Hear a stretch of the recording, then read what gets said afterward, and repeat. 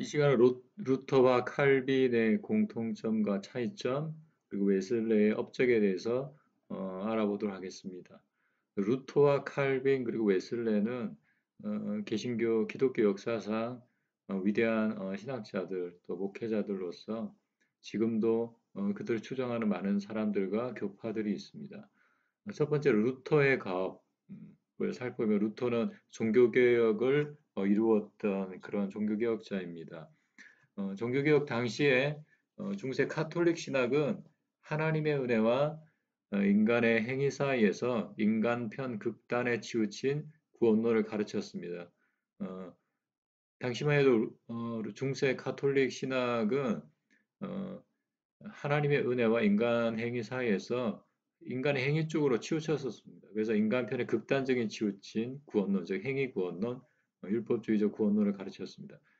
그에 비하여서 루터는 카톨릭 이 극단을 바로잡기 위해서 그들과 정반대 극단에서 어,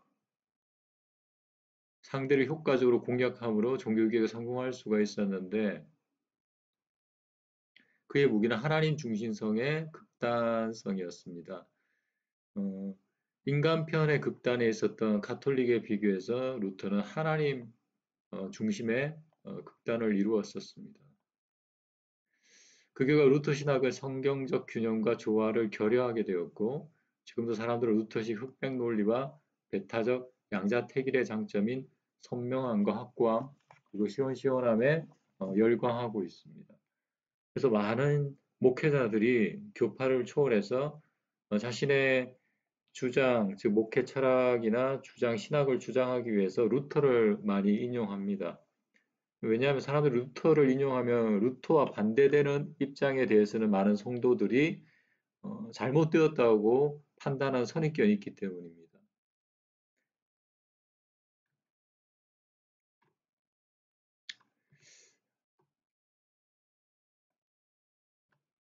두 번째, 칼빈의 성과.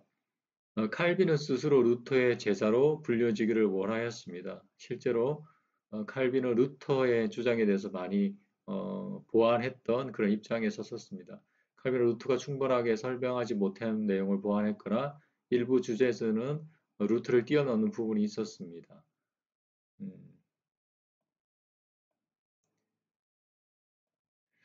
음, 율법에 관해서는 루터는 정치적, 신학적 용법의 두 가지에 대해서만 가르쳤지만 칼빈은 율법의 제3의 용법, 즉 지시적 용법을 추가했습니다.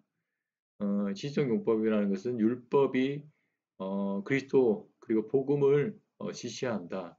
어, 그런 어, 그런 초등 교사의 역할을 강조를 했고 또 그리스도와 연합에 있어서는 루터는 신앙을 통한 그리스도와의 신비적 연합의 유익을 주로 칭의로 설명했었고 칼빈은 어, 칭의와 중생 혹은 성화를 함께 강조했었습니다.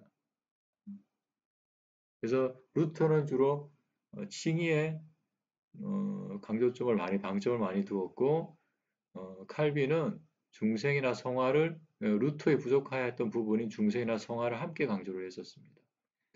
성례론에 있어서는 루터는 공제론을 주장했고 칼빈 영적 실제론을 주장했습니다. 어, 여기서 공제론이란 것은 우리가 성찬식 할 때 떡과 포도주를 이제 먹고 마시는데 그것에 그 성물에 그리스도께서 함께 하신다는 게 공제론이고 그 다음에 칼빈의 영적 실제로는 영적으로 성령께서 역사하신다는 얘기입니다. 교회 7위에 있어서 루터는 필요에 따라 가끔씩 교회 7위를 했었고 칼빈은 훨씬 강화했었습니다.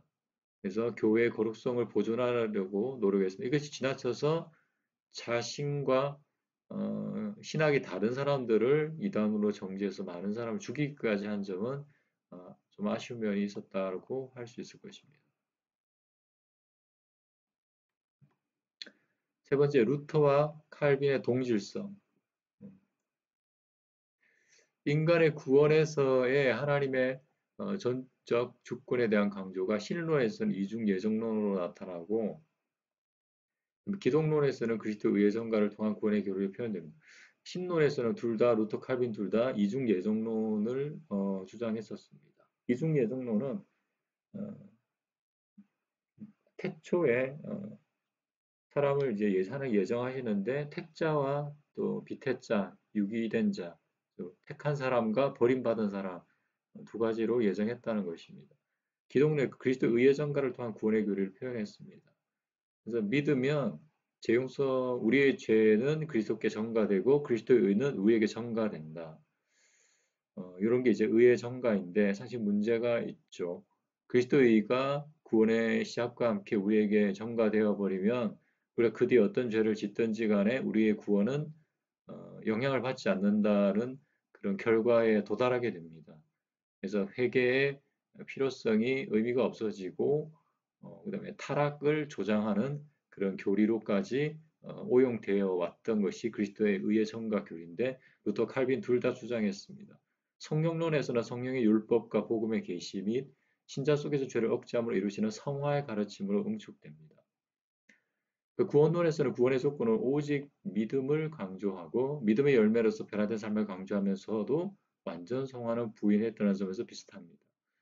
뭐 루터가 이제 오직 믿음을 강조를 했습니다. 저희 여기 동영상 강의에서 계속적으로 여러 차례 강조한 것이 오직 믿음이란에 대해서 부정적인 입장입니다. 이 교리에 대해서 부정적인 것이 아니라 이 교리를 어떻게 받아들이냐에 대해서 사람들의 인식에 대해서 부정적이라는 겁니다. 사실 오직 믿음이라는 것은 이 말이 성립하는 것은 오직 율법에 대해서만 오직 믿음이 진리라는 겁니다. 율법주의. 율법주의에 관해서만 오직 믿음이 맞다는 겁니다. 그리고 성경에는 오직 믿음이라는 단어 자체가 없습니다. 오직이라는 단어를 번역하면서 추가로 넣은 것인데 어, 루터 당시에 어, 그 가톨릭의 율법주의에 대항해서 루터가 오직 믿음이라는 단어를 사용했었고 그의 그 독일어 성경에 이 오직이라는 단어를 추가했고 그 이후로도 이 오직이라는 단어가 쓰여진 성경 번역서가 있습니다. 영어 성경에는 이 오직이라는 단어가 없는 성경이 많습니다. 우리나라 개역 개정에는 이 오직이라는 단어가 있는데 원어에는 오직이라는 단어가 없습니다. 구약 그리고 신약 모두 다. 근데 이제 그럼 오직이란 믿음 단어가 잘못됐느냐? 아닙니다. 근데 이 오직 믿음이란 단어는 어느 때만 쓰일 수 있냐면 율법주의에 대해서만 오직 믿음입니다. 그냥 율법주의가 상없이 이걸 염두에 두지 않고 오직 믿음이라 해버리면 굉장히 이제 믿음과 행위를 분리시키거나 율법과 복음을 분리시키는 그와 같은 율법 무용론, 율법 폐기론자들을 양상할 수 있기 때문에 그리고 인간론에서 인간의 전적 타락과 원죄의 교리, 그리고 노예 의지론을 가르쳤습니다. 구원받은 신자를 의인인 동시에 죄인, 루터는 의인인 동시에 죄인이라고 했고, 신자는 옛본성과 새본성이 공존하는 두 본성, 칼빈은 두 본성을 묘사했었습니다. 그래서 어, 인간의 전적 타락과 원죄의 교리, 노예 의지론. 그래서 노예 의지론이라는 게참 그것이 어떻게 보면 우리는 어떻게 죄를 지을 수밖에 없는 운명에 처해진 것이라는 그런 약간 부정적인 그런 인간에 대해서 부정적인 관점입니다. 그래서 루터는 구원받은 신자, 구원받았지만 의인이지만 동시에 죄인이다.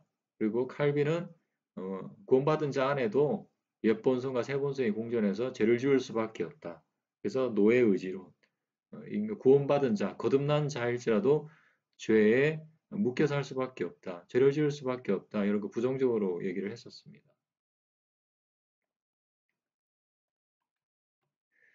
마지막으로 웨슬레 위드성에 대해서 얘기를 하자면 웨슬레는 루터와 칼빈의 한계인 극단성과 치우침을 극복하여 성경적 균형과 조화를 이루었습니다.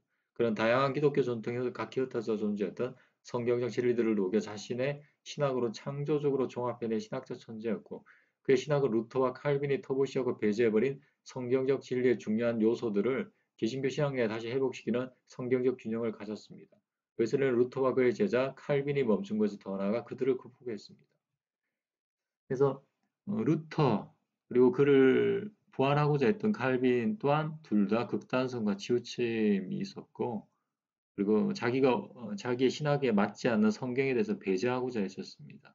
하지만 웨슬레는 66권 성경 전체를 다 균형 있게, 조화 있게 얘기하고자 했었습니다.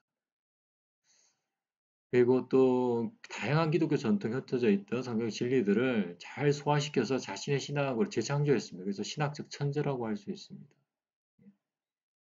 특별히 루터와 칼빈이 터부시하고 배제해버린 성경 진리의 중요성들을 요소들을 다시 개신교 신학에 회복시켰던 창조적 균형을 가졌습니다. 그래서 웨슬레, 루터를 종교개혁의 시작이라고 하고 칼빈은 루터의 보완 혹은 제자라고 할 수 있다면 웨슬레는 종교개혁의 완성자라고 할 수 있습니다. 물론 웨슬레도 완전히 다 완벽한 것은 아닙니다. 부족한 점이 있습니다. 그럼 우리는 이 시대 우리는 이들을 우리가 반면교사로 삼아서 우리 신학 또한 우리 진리 또한 더욱더 성경적으로 회복시키고 하나님이 정말로 원하시는 그 뜻대로 회복시키는 그런 우리 책임이 이 시대 우리들에게 주어져 있다는 것입니다.